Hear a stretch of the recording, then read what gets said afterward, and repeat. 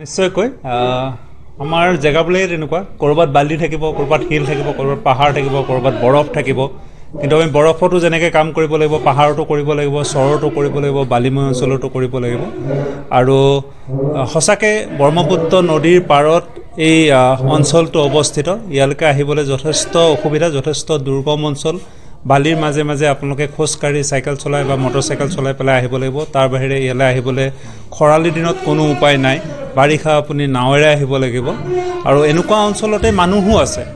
যিহেতু ইয়াতে মানুহ আছে, ইয়াৰে যিহেতু মানুহ থাকিলে ইয়াতে ল'ৰা ছোৱালী থাকিব। আৰু সেই ল'ৰা ছোৱালীসকলক ভালকৈ শিক্ষা দিয়াটো যিহেতু আমাৰ সমাজৰ, আমাৰ চৰকাৰৰ বা আমাৰ ডিপাৰ্টমেণ্টৰ যিহেতু দায়িত্ব, গতিকে বালিময় অঞ্চলবোৰে এই অঞ্চলটোক আমি এৰি দিয়া নাই। ইয়াত আমি বিদ্যালয় স্থাপন কৰিছোঁ, ইয়াতে আমি শিক্ষক শিক্ষয়িত্ৰী নিযুক্তি দিছোঁ। আৰু ইয়াৰ যিসকল শিক্ষক শিক্ষয়িত্ৰী আছে, ইয়াৰে যিখন সমাজ আছে, ইয়াৰে যিখন পৰিচালনা সমিতি আছে, ছাত্ৰ ছাত্ৰীসকল আছে, তেওঁলোকৰ অভিভাৱক অভিভাৱিকাসকল আছে, তেওঁলোকে সকলোৱে মিলি এই স্কুলখনক বা এই বিদ্যালয়খনক এটা খুব ধুনীয়া পৰিৱেশ এটা গঢ়ি তুলিছে। আৰু এই ধুনীয়া পৰিৱেশৰ মাজত তেওঁলোকৰ শিক্ষণ যিটো হ'ব আৰু তেওঁলোকৰ শিকন যিটো হ'ব, সঁচাকৈ এই দুয়োটাই যথেষ্ট ভাল। ইয়াত যোৱাবেলি বা তাৰ আগৰ বেলিও গুণোৎসৱত খুব ভাল ৰিজাল্ট কৰিছে। যোৱা 4 দিন আগতে ইয়াতে গুণোৎসৱৰ 2024 বৰ্ষত গুণোৎসৱ শেষ হৈ গৈছে। এইবাৰো আমি আশা কৰিছোঁ এই বিদ্যালয়খনৰ গুণোৎসৱত ভাল পাৰদৰ্শিতা প্ৰদৰ্শন কৰিব পাৰিব। আৰু বিদ্যালয়ৰ অন্যান্য যি মূল্যায়ন ব্যৱস্থা, সেই মূল্যায়ন ব্যৱস্থাটো আমি ছাত্ৰ ছাত্ৰীসকলৰ ভাল শিকন আমি অৰ্হতাই আমি দেখিবলৈ পাইছোঁ। গতিকে এই বিদ্যালয়ৰ শিক্ষক শিক্ষয়িত্ৰীসকলক মই ধন্যবাদ জ্ঞাপন কৰিছোঁ, পৰিচালনা সমিতিক ধন্যবাদ জ্ঞাপন কৰিছোঁ, স্থানীয় ৰাইজক ধন্যবাদ জ্ঞাপন কৰিছোঁ, অভিভাৱক অভিভাৱকসকলক ধন্যবাদ জ্ঞাপন কৰিছোঁ। খুব ভালকৈ যাতে ছাত্ৰ ছাত্ৰীসকলৰ এই প্ৰাথমিক পৰ্যায়ৰ শিক্ষাটো যাতে তেওঁলোকে খুব ধুনীয়াকৈ ইয়াতে দিয়াৰ ব্যৱস্থা যিধৰণে কৰিছে, এইটো যাতে ভৱিষ্যত দিনলৈকে তেওঁলোকে কণ্টিনিউ কৰি যায়। আৰু প্ৰাথমিক শিক্ষা সম্পূৰ্ণ কৰাৰ পিছত উচ্চ প্ৰাথমিক শিক্ষা বা মাধ্যমিক শিক্ষা বা উচ্চ শিক্ষাৰ ক্ষেত্ৰতো যাতে ছাত্ৰ ছাত্ৰীসকলক সমানে আগবঢ়াই দিয়ে, তেওঁলোকৰ শিক্ষাত যাতে কেতিয়াও জতি নপৰে, এই দিশত বিশেষভাৱে মনোযোগ দিবৰ কাৰণে মই এই অঞ্চলৰ সকলোকে আৰু সংবাদকৰ্মী হিচাপে আপোনালোককো মই অনুৰোধ জনাইছোঁ যাতে এই অঞ্চলৰ ছাত্ৰ ছাত্ৰীসকলে সুশিক্ষাৰে শিক্ষিত হৈ সমাজৰ এজন ভাল নাগৰিক হিচাপে নিজকে গঢ় দিব পাৰে। মানে অনুভৱ মোৰ আজি আচলতে মই ভাষাৰে প্ৰকাশ কৰিব নোৱাৰোঁ। তাৰ কাৰণ হৈছে যি অনুষ্ঠান এটা সমাজ জড়িতকৰণৰ যিটো ব্যৱস্থা আজি মই পাইছোঁ সম্পূৰ্ণ চাৰিওফালৰ পৰা। মোৰ প্ৰাক্তন ছাত্ৰ ছাত্ৰী যিটো আছে সমিতি, সেইখিনিৰ পৰা মই সম্পূৰ্ণ সহায় সহযোগ পাইছোঁ। মাতৃগোটৰ ফালৰ পৰা মই সহায় সহযোগ পাইছোঁ। বিদ্যালয় পৰিচালনা সমিতিৰ সমূহ সদস্যৰ পৰা পাইছোঁ। ৰাইজ অভিভাৱকৰ পৰা পাইছোঁ। মোৰ সহকৰ্মী যিখিনি আছে আৰু আমাৰ প্ৰাক্তন যিখিনি শিক্ষক শিক্ষয়িত্ৰী আছে, সেইখিনিৰ পৰাও মই বহুত সহায় সহযোগ পাইছোঁ। যাৰ কাৰণে মই দ্বিগুণ উৎসাহ পাইছোঁ, সহায় সহযোগ পাইছোঁ। মই কিবা কৰিব পাৰিছোঁ, সেইখিনি কৰিব পাই মই সকলোকে ধন্যবাদ তথা কৃতজ্ঞতা জ্ঞাপন। তাৰমানে এই ক্ষেত্ৰত এনেকুৱা হৈছে, মন কৰিলে, ইচ্ছা শক্তি থাকিলে কৰিব পাৰি।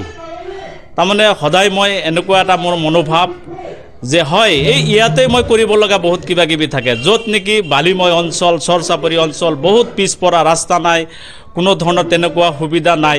এইখিনিত যদি মই কিছু ডেভেলপ কৰিব পাৰোঁ, কিছু উন্নত কৰিব পাৰোঁ, নিশ্চয় মোৰ চাকৰি জীৱনত হয়তো মই কিবা অলপ কৃতকাৰ্য বুলি মই ভাবিছোঁ। আৰু সেইকাৰণে মই যিমান পাৰোঁ বা যিমান পাৰিছোঁ মই কষ্ট কৰি আছোঁ। বালিময় অঞ্চলতে কিবা কৰাৰ এটা মোৰ প্ৰবল হেঁপাহ, আৰু মই যিমান পাৰোঁ কৰি আছোঁ। আগলৈকে হয়তো সকলোৰে সহায় সহযোগ থাকিলে নিশ্চয় আৰু উন্নতি কৰিব পাৰিম। নমস্কাৰ। আমি আজি 3 নং বৰলেখাইটি প্ৰাথমিক বিদ্যালয়ত উপস্থিত হৈছোঁ। ইয়াত খুব সুন্দৰ এটা অনুষ্ঠান আমি আজি উপভোগ কৰিছোঁ। শিক্ষক, ছাত্ৰ ছাত্ৰী, অভিভাৱক আৰু ছাত্ৰ ছাত্ৰীৰ বিশেষকৈ প্ৰাক্তন ছাত্ৰ ছাত্ৰীকো ইয়াত এই সমাৰোহত আমন্ত্ৰণ কৰিছে। গতিকে এই এটা সুন্দৰ মিলন ক্ষেত্ৰ আজি। এই মিলন ক্ষেত্ৰত উপস্থিত হৈ অতি আনন্দিত, ভাল পাইছোঁ। আৰু এই অনুষ্ঠানটোত আচলতে মানুহৰ যিটো আজি ইয়াত সমাগম বা অভিভাৱক, ৰাইজ, প্ৰাক্তন ছাত্ৰ ছাত্ৰী, এই আটাইখিনিৰ যিটো সমাগম বা যিটো উপস্থিতি সঁচাকৈ বৰ শলাগিবলগীয়া। ভাল লাগিছে। অনুষ্ঠানটোৰ প্ৰতি নিশ্চয় আটাইৰে সদ্ভাৱ সদিচ্ছা থকা হেতুকে আটাইয়ে ইয়াত উপস্থিত হৈ অনুষ্ঠানটো সফল কৰিছে। আমি ইয়াত উপস্থিত হৈ আমিও খুব আনন্দিত, ভাল পাইছোঁ। কাৰণ চৰকাৰী প্ৰাথমিক বিদ্যালয়ত এনেধৰণৰ পদক্ষেপ খুব কমেহে লয়। আমি খুব কমেহে দেখিছোঁ, য'ত নেকি অনুষ্ঠান পত্ৰ বিতৰণ হয়, য'ত নেকি বাৰ্ষিক কেলেণ্ডাৰ বিতৰণ হয়। এইটো বৰ সঁচাকৈ মানিবলগীয়া কাম। প্ৰধান শিক্ষকক ইয়াৰ এই চেগতে মই বহুত মই ধন্যবাদ জ্ঞাপন কৰিছোঁ। কাৰণ প্ৰধান শিক্ষকৰ অশেষ প্ৰচেষ্টাত আজি এই কামটো সফল হৈ উঠিছে। বিদ্যালয়ৰ এইবোৰ আচলতে অলংকাৰ।